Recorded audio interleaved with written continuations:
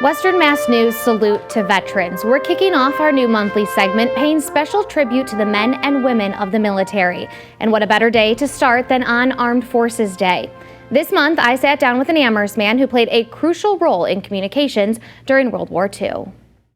94-year-old Bradlee Gage can vividly remember enlisting in the Army in 1943. My World War II service was basically in the Army Airways communication system. While not in combat, he served a very important role nevertheless. When you have an air base, you have to have a communications guy there running it, and responsible for the tower, and responsible for the direction finding system. Bradlee tells Western Mass News he started in Texas before getting his first assignment. Probably a good chunk went over to India and then flew over the hump, the Himalayas into China, where they spent the rest of the war running the communications in a small air base somewhere in China.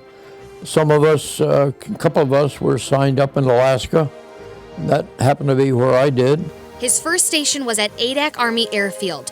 He arrived in the Aleutian Islands after U.S. forces drove the Japanese out during the Aleutian Campaign in World War II. Responsible for the communications, air to ground, air to air, the tower, that sort of stuff.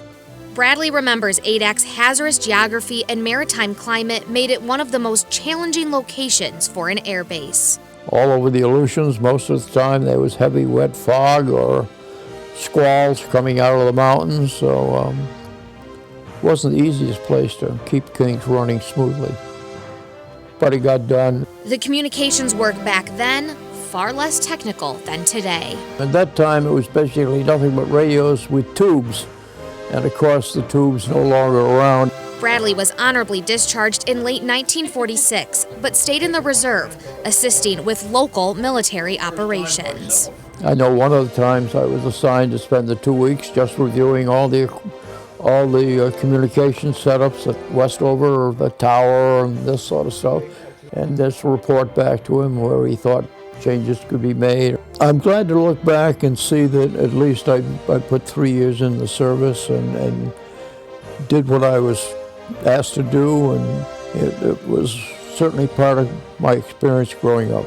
This month, we salute Bradlee Gage and his work as a first lieutenant in the Army Airways communication system during World War II. And if you would like to nominate a local veteran, active or retired, whose story should be heard, you can email salute@westernmassnews.com.